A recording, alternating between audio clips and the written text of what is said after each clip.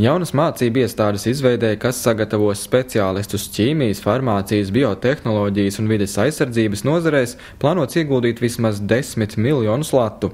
Jaunais mācību centrs tikšot būvēts uz Olainas mehānikas un tehnoloģijas koledžas bāzes.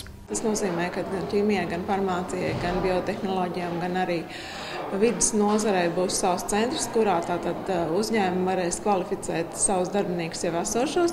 Mēs varēsim apmācīt jauniešus, kas ir beiguši pamatskolu.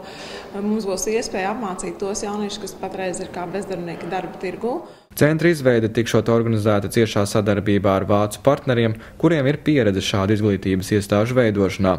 Jaunajā mācību iestādē ļoti interesēti ir arī nozares speciālisti no Krievijas. Viņiem nav šīs Eiropas pieredzes apmācībās, un, protams, viņi ārkārtīgi vēlās, lai viņu darbinieki būtu kvalificēti pēc Eiropas standartiem. Tā kā tas ir trīspusējs iegūms, un mēs esam kā tilts starp austrumiem un rietumiem zināšanu, eksporta un pārneses ziņā. Paredzēts, ka uz jaunveidojamo centru varētu braukt mācīties arī cilvēki no Krievijas. Mācības notikšot gan klātienē, gan arī e-vidē.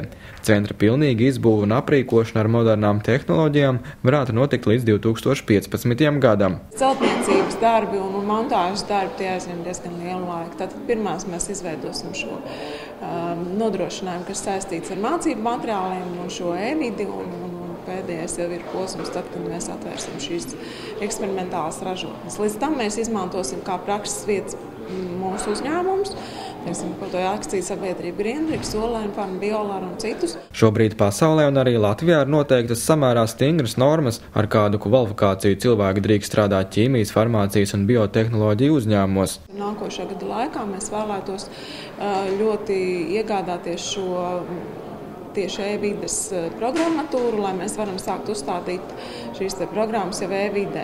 Sagatavot materiālus, jo tas ir pilnīgi cita vide. Tas nav klases, kur iet skolotājs un skolēniem grāmata. Jā, tas ir skolotājs, kurš stāv pie tāfeles un virtuālajā klasē lasa lekcijas. Ik gadu jaunajā centrā klātienē varētu apmācīt aptuveni 2000 cilvēku. Savukārt e-vidē apmācāmo skaits ir neierobežots. Mācību iestādē varēs iegūt profesionālo izglītību.